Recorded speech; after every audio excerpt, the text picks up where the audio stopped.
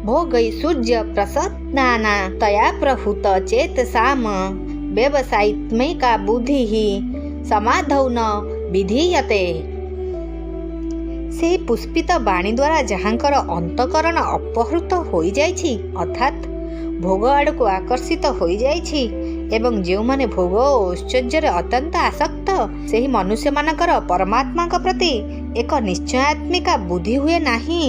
तया प्रहूत चेतसाम पूर्व श्लोक रे वर्णित पुष्पित वाणी द्वारा जो मानक चित्त अपहृत हो जाइछि अर्थात स्वर्ग रे अत्यंत सुख अछि, दिव्य नंदनवन अछि, अप्सरा माने अछंती, अमृत अछि, एभଳି वाणी द्वारा जो मानकर चित्त सेही भोग आड़ को आकृष्ट हो जाइछि।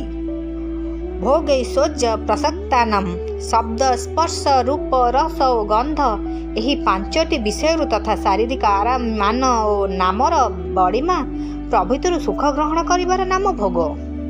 भोग सकाशे संग्रह करा जाउथुवा पदार्थ टंका पैसा घर बाड़ी इत्यादिर नाम ऐश्वर्य।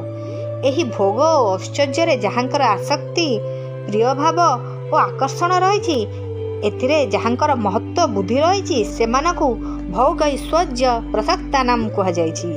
जो माने केवल भोग ऐश्वर्य बुड़ी रहती से माने आसुरी संपत्ति संपन्न प्राणर नाम आसु और जो माने यही प्राण को बंचाई रखिबा पई चाहती सेही प्राण पोषण परायण लोकंकर नाम असुर।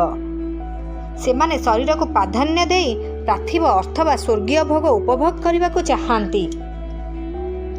व्यवसायित्मिका बुद्धि समाधौ न विधयते जहाँ मनुष्य जन्मर वास्तविक ध्येय जो मनुष्य शरीर मिली से परमात्मा को ही प्राप्त करने आवश्यक एपरी व्यवसायित्मिका बुद्धि से लोकंकर हुए नहीं।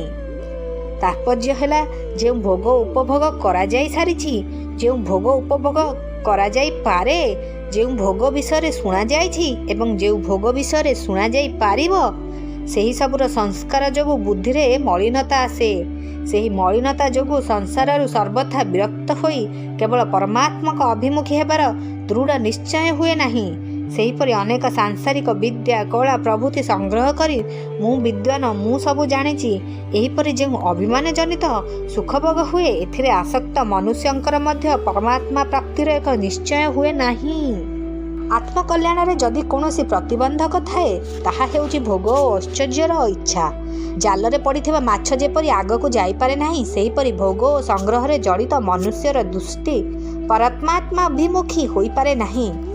केवल सेतिक नुहे भोग और संग्रह रे आसक्त मनुष्य परमात्मा प्राप्तिर निश्चय मध्य करि पारे नाही।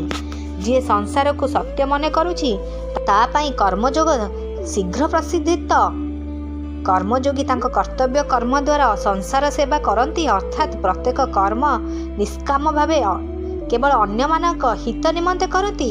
से अन्य मानकर सुखरे सुखी बा प्रसन्न और अन्य मानक दुखरे दुखी बा करुणित हुअंती।